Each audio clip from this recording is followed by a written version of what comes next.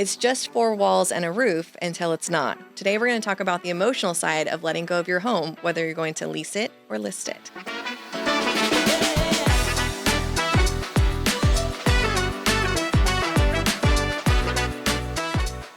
Glynn, let's talk about what that looks like today.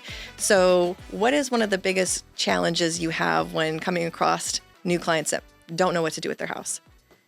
This is their first time to do it. So they got many questions. You definitely need to talk to a professional, go through all the different scenarios, your experience with them, to try to make them feel comfortable. I mean, the ideal goal is you're trying to get trust with them. Right. And you're trying to build that trust so that they're making an informed decision, and they'll be able to sleep at night when they say, okay, I want to do this. Right, because it does get emotional because they've been living there for a really long time. Yes. So getting them to kind of understand what their new goals are, because maybe they're in a new situation where they have to make a decision. Right. What's like the hardest part you've seen? Is it getting rid of the stuff? Is it just letting a stranger live in their house? It really depends on their situation. Now, if they're up and moving, they're getting transferred to a different state or different country.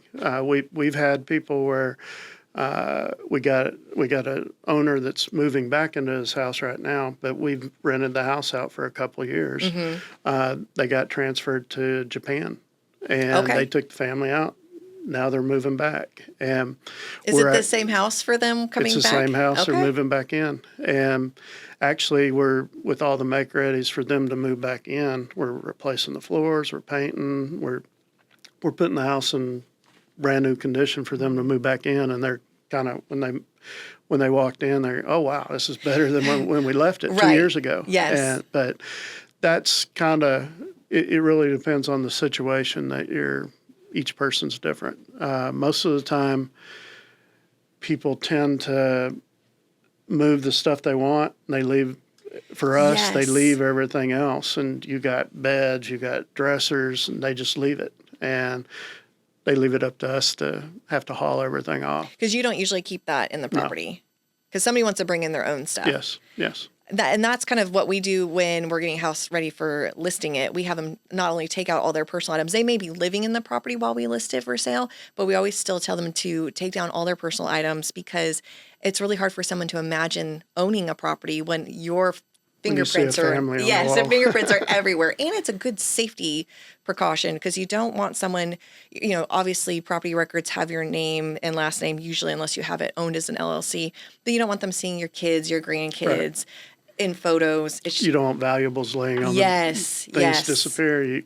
Even medications, all that. So we always tell them to kind of pull all that, whether you're going to lease it or list it. There's a lot of things you should be doing just to give it a nice clean slate that's really fresh. That's also, we are really big condoners of staging it, because sometimes the way your furniture is laid out is not the way a buyer would necessarily furnish their house, or the furniture doesn't match. And I would think for you guys want to just clear it out completely. We want it cleared out, and they can walk in. And I mean, first time people look at the house, a lot of them, they bring their measuring tapes and they're measuring. Because they I want to put my couch here. I want to do this. Yeah, totally different mindset when they're walking in. They want to know how many bedrooms and bathrooms, where everything's laid out, and where their stuff goes. And can I move in next week? Yes. I mean, it's quick. It's super quick. On our side, it's like, ooh, I don't know if I like where that faucet is, or maybe I want to change this out, or it's a whole nother conversation where they're a lot pickier, whereas I think you have more motivated people coming through the properties.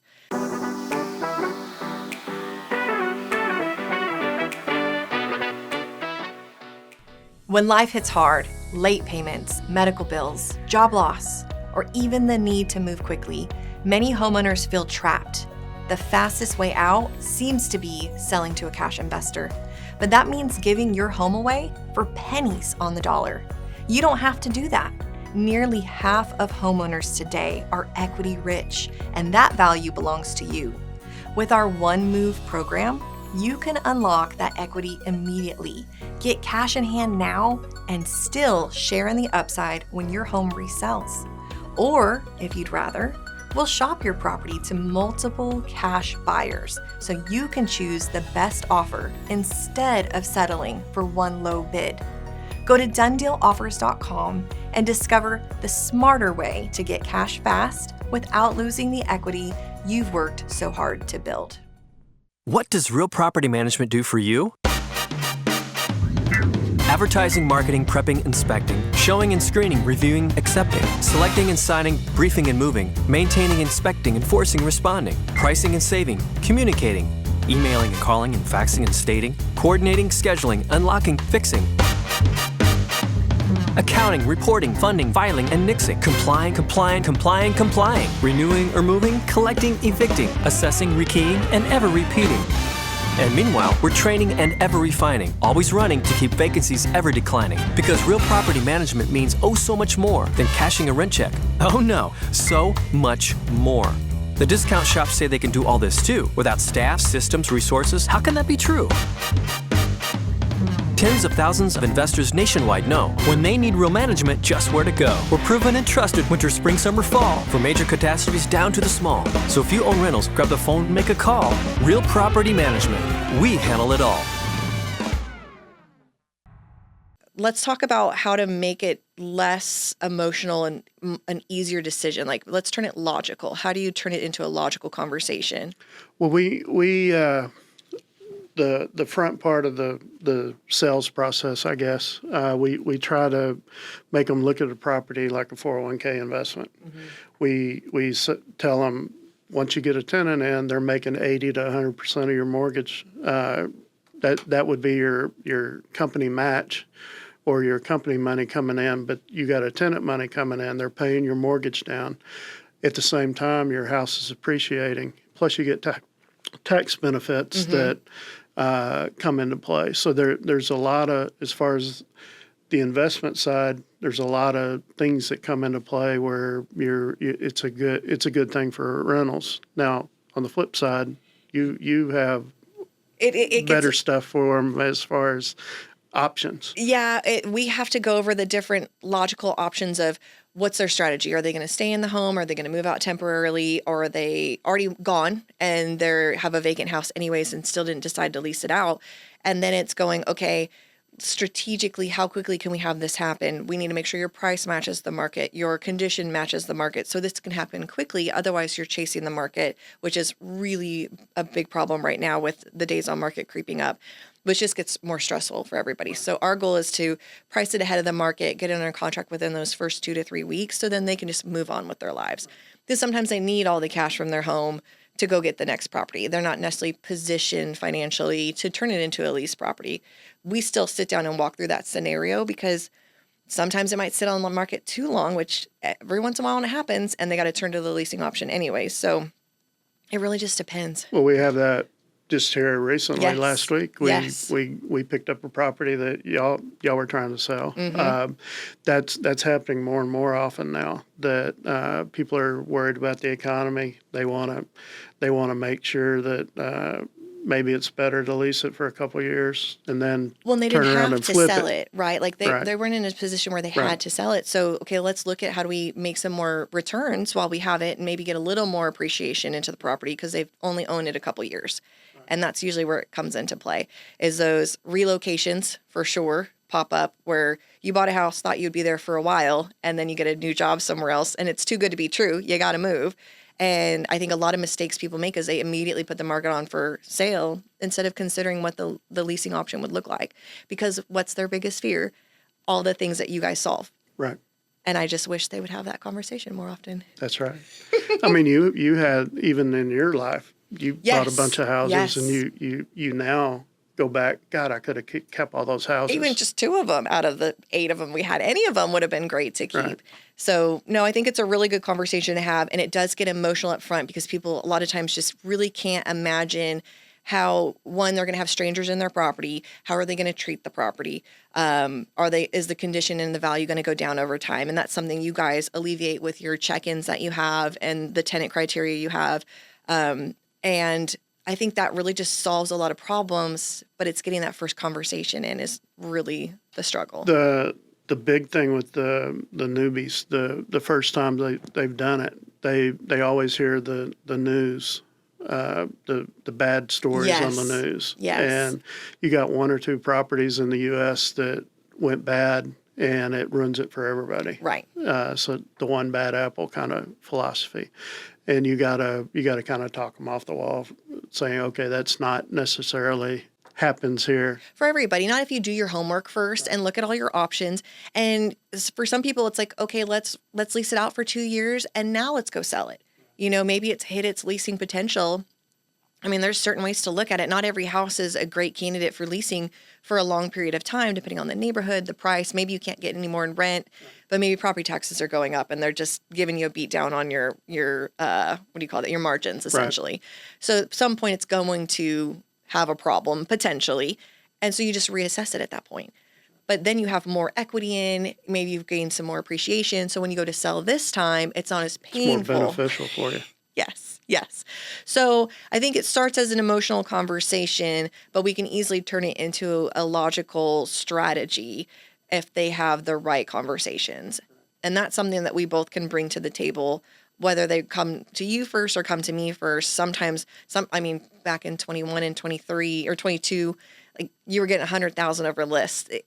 It was a good time to sell your house. It wasn't too long ago. I mean, you couldn't keep a property. Right. And now it's kind of, or last year it was that way for us. Mm-hmm. I mean, as soon as we got it, within a week, You're renting it out. We were renting it out, and people were moving in less than a week. Mm-hmm. And I mean, that was crazy times. Yes. And so it depends on the time of the market, what's happening, but it definitely can be emotional. I think, especially for those homeowners that have been in the property. I mean, I just sat down with someone who'd been in it 44 years, and like that's a lot of memories in one house, and they just really have a hard time letting go of the house, but really it's to their detriment because they really need to move on to the next phase of their life. And so we get a lot of those, not necessarily just empty nesters, but even beyond empty nesters where they've just been in that home for so long and they haven't bought a home in such a long time or haven't moved in so many years. They're just afraid of the entire process. And so I think bringing what we bring to the table with our team of vendors that we have that can help them through all the steps, it makes it a lot easier of a conversation. They just don't know it exists.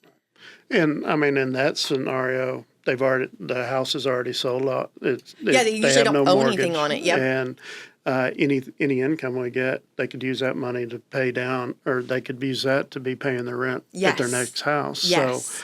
So depending on the scenario, I mean, it's different for each person. It really is. And that's part of having the right conversations with the right people. And I think that's such a huge value we bring to all of our clients that we have is let's figure out where you're at, what your goals are. Everybody just wants the one answer. We're not competitors. Right. Partners. We collaborate on this, and it's just like, what's the right answer? Well, we won't know till we sit down. So that's the biggest thing is sit down with someone, have these conversations, and make sure they understand both sides of the coin because you'll get some real estate agents that are afraid of leasing, and they'll always say, nope, you gotta list it. You gotta list it. And they're really just looking after their commissions. They're not actually looking. That's what I got stuck with. You gotta look after your clients, because your clients, the lifetime value of a client, if you treat them right, always supersedes what you're going to get from that one-time sale. Them and referrals and rebuys, and it's domino effect. It is.